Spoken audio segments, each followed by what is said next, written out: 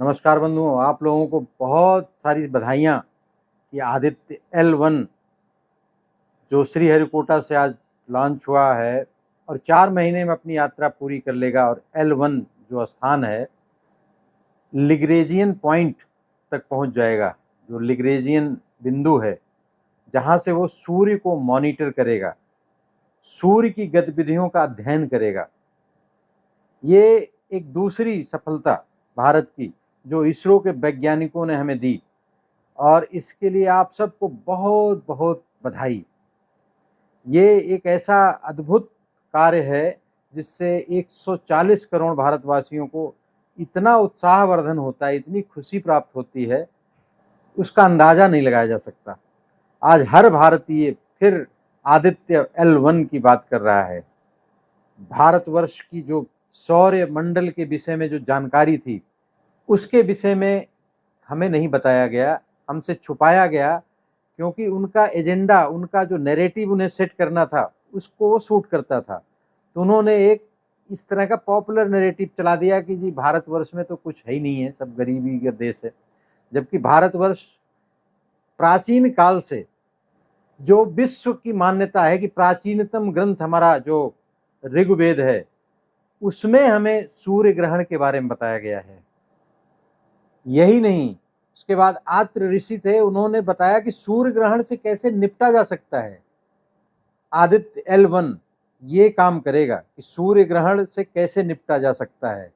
बहुत सारी चीजों में बहुत भयानक परिवर्तन आने वाला है। जो बहुत बड़े बड़े जलप्रपात, समुद्रों में बड़ी बड़ी लहरें, जब सूर्य ग्रहण, चंद्र ग्रहण लगता है तो उसमें कितना बड़ी बड़ी लहरें निकलती हैं समुद्र की और कितने लोग मारे जाते हैं, उन सब का अध्ययन अब संभव हो पाएगा। आज हमारी किताबों में पढ़ाया जाता है कि सौरमंडल की खोज किसने की, तो लिखा आएगा कॉपरनिकस ने की। 14वीं शताब्दी 15वीं शताब्दी में कॉपरनिकस। यूरोप जब भारत के संपर्क में आया तब से ये सब चीजें शुरू हुई, जबकि कॉपरनिकस से बहुत पहले हमारे ऋषि मुनि जो वैज्ञानिक ही थे एक तरह से, उन्होंने बहुत कुछ सृष्टि के बारे में, सौरमंडल के बारे में बहुत कुछ अध्ययन किया, बहुत कुछ बताया। विदेशी वैज्ञानिकों के आधार पर जो भारत से बाहर के लोग हैं, उन्होंने भारत के धर्म ग्रंथों के बारे में, हमारी प्राचीन परंपरा के बारे में, हमारे आध्यात्मिक साइंटिफिक ज्ञान के विषय में क्या कहा है, इसके विषय में हम आपको विस्तार में 2-3 लोगों का रेफरेंस से सनातन प्राचीन ज्ञान का भंडार रहा है। हमारे ऋषि मनीषी आज की भाषा में वैज्ञानिक ही थे, जिन्होंने दर्शन, अर्थशास्त्र, ज्ञान विज्ञान, चिकित्सा एवं सौर मंडल पर कितना बड़ा काम किया है। इन सब चीजों का विश्व को बहुत बाद में जाकर ज्ञान प्राप्त हुआ। आज से 1500 वर्ष पहले बारामिहिर ने एक पुस्तक लिखी, सूर्य सिद्धांत। इसमें मंगल के अर्धव्यास का उल्लेख है, जो आज के मिशन मार्स और नासा की गणना से मिलता जुलता है वो सिद्धांत। सूर्य ग्रहण और चंद्र ग्रहण के गुण दोषों से हमारा देश आज से नहीं, हजारों साल से परिचित है। समुद्र मंथन की जो एक परिकल्पना है हमारे यहाँ, उसमें 14 रत्न मिले थे। एक जर्मन वैज्ञानिक अल्फ्रेड वेगनर ने एक सिद्धांत प्रतिपादित किया जिसे कहा जाता है महाद्वीपीय प्रवाह सिद्धांत। इसमें समुद्र मंथन की जो हमारी परिकल्पना है उसको वैज्ञानिक आधार दिया, फिर जाके लोग मानने लगे उस चीज को। उस समुद्र मंथन में चंद्रमा भी एक था। चंद्रमा की उत्पत्ति भी पृथ्वी के साथ साथ हुई है। ऋग्वेद में जैसा कि हमने बताया कि उस समय सूर्य ग्रहण का जिक्र आता है। हमारे ऋषि मुनियों ने प्रकृति के रहस्यों से पर्दा उठाने का निरंतर प्रयत्न किया है इस देश ने, आज से नहीं, सनातन काल से। इसरो के जो अभी अध्यक्ष हैं सोमनाथ जी, उन्होंने कहा कि वेद और संस्कृत साहित्य में खगोल विज्ञान से संबंधित ऐसे अनेक सूत्र हैं जो चंद्रमा और सूर्य की जानकारी देते हैं। अब उनसे बड़ा वैज्ञानिक तो कोई नहीं है। चंद्रयान-3 जो हमारा सफल प्रक्षेपण हुआ, वो भी चंद्रमा के दक्षिणी भाग में जो हुआ, वो हमारी प्राचीन जो भारत की पौराणिक प्रखर बुद्धि रही है, वो कहीं न कहीं हमारे अवचेतन में कहीं न कहीं स्थिर है, विद्यमान है, उसी का प्रकटीकरण है। और ये आदित्य L1 ये उससे आगे बढ़ने की प्रक्रिया। आपने देखा ही होगा कि किस तरह से हमें इलीट स्पेस क्लब में शामिल नहीं होने देते थे। यूरोप में 2014 में एक कार्टून निकाला था न्यूयॉर्क टाइम्स ने, आपको याद होगा, ये दिखा दे रहा हूँ। ये देखिए किस तरह से गाय को लेकर एक भारतीय गांव का आदमी इलीट क्लास में घुसने की मांग कर रहा है, नहीं दिया जा रहा है। लेकिन जैसे ही चंद्रयान-3 की सफलता मिली, सफल लैंडिंग हुई और आज तो वो बहुत अच्छा काम कर रहा है, बहुत सारी चीज़ों के बारे में इन्फॉर्मेशन दे रहा है। अब इलीट क्लास वाले गाय लेके घुसे हुए भारतीय से मांग रहे हैं एंट्री। ये परिवर्तन होता है। आज हमारे किताबों में पढ़ाया जाता है कि सौर मंडल की खोज कोपरनिकस ने की, और हमें ये नहीं बताया जाता कि हमारे ऋग्वेद में जो आज मान्य है कि ये 10,000 साल पुराना, कम से कम 10,000 साल पुराना ग्रंथ है, या विश्व का सबसे प्राचीनतम कोई पुस्तक है जो मिली है, उसमें ये वर्णन है कि सौर मंडल के केंद्र में सूर्य है और बाकी ग्रह उसके चक्कर काटते हैं। और यही नहीं, उसमें यह भी वर्णन है कि सूर्य का आकार बाकी सब ग्रहों से बड़ा है। ऐसी बातों को, ऐसे तथ्यों को हमारे सामने आने नहीं दिया गया है, नहीं तो हमें अपने पूर्वजों पर गर्व होगा, हम पूर्वजों की को स्मरण कर लेंगे। और ये बहुत बड़ा षड्यंत्र है। 14वीं शताब्दी में सायण ऋषि थे, उन्होंने बताया कि सूर्य की गति 2,99,000 किलोमीटर प्रति सेकंड है। जो आज की मान्यता, आज की स्थापित जो मान्यता है, वो 3 लाख है। तो इस तरह के वैज्ञानिक, इस तरह के ऋषि मुनि हमारे प्राचीन काल में किस तरह से सौर मंडल पर या बहुत सारे क्षेत्रों पर काम करते थे, सिर्फ मानव जीवन को अच्छा बनाने के लिए। इस सौर गणनाओं के माध्यम से ही तो वर्षा कब होगी या ऋतुओं में परिवर्तन कब कब आएगा, जो पंचांग बनाए जाते थे हमारे यहाँ, 7,000 साल पुराने पंचांग आज भी चलते हैं, तो ये बिना खगोलीय ज्ञान के थोड़ा ना हो जाता था। लेकिन हमें बताया जाता है कि हम तो बहुत बैकवर्ड लोग हैं, हमें तो सपेरों का देश बताया जाता है, गरीब हैं, अशिक्षित हैं। यूरोप ने पाई की जानकारी 1700 के बाद हुई, जबकि हमारे यहाँ आर्यभट्ट ने बहुत पहले पाई का मान निकाल के दे दिया था। हमारे भारतीय वैज्ञानिक ब्रह्मगुप्त ने 1628 में शून्य का सिद्धांत प्रतिपादित किया था। उससे बहुत पहले आर्यभट्ट ने शून्य का प्रयोग किया है।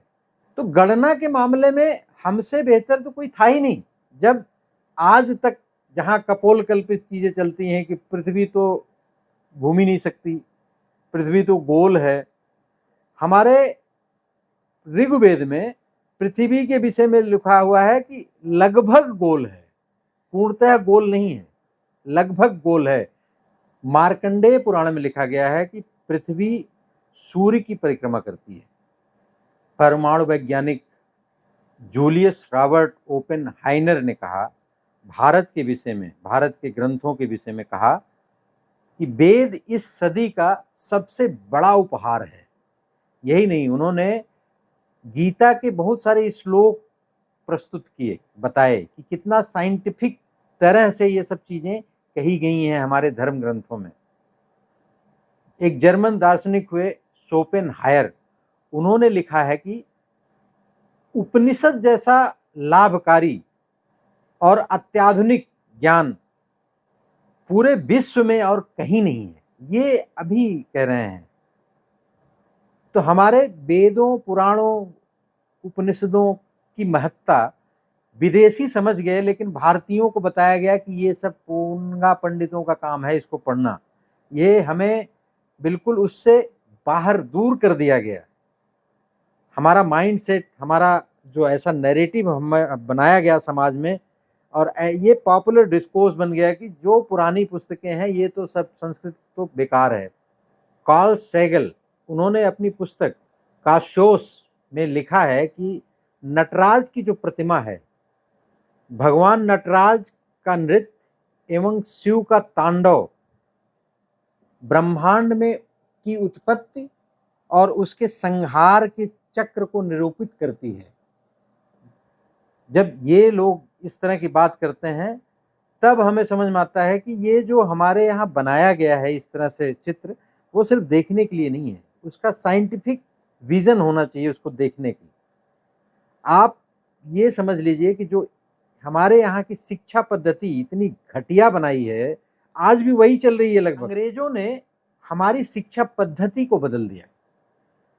आप 1835 का जो इंडियन एजुकेशन एक्ट है उसको देखें, और मैकाले, जो ईवी मैकाले ने जिसने बनाया था सारा, उसका अपनी संसद में, जो ब्रिटिश की संसद है पार्लियामेंट, वहाँ पे दिए गए भाषण को आप उनके वहाँ पे जो दिए गए वक्तव्य हैं उसको जब सुनेंगे तो समझ में आएगा कि हमारी शिक्षा पद्धति को बिल्कुल स्ट्रेटेजिकली कैसे खत्म कर दिया गया।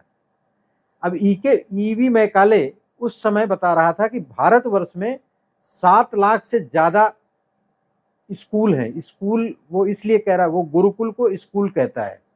7 लाख से लगभग हर गांव में, उसके हिसाब से, मेरे हिसाब से नहीं, ये मैकाले कह रहा है कि लगभग हर गांव में स्कूल थे, और कम से कम 7,500 से ज्यादा तो विश्वविद्यालय थे, बड़े गुरुकुल।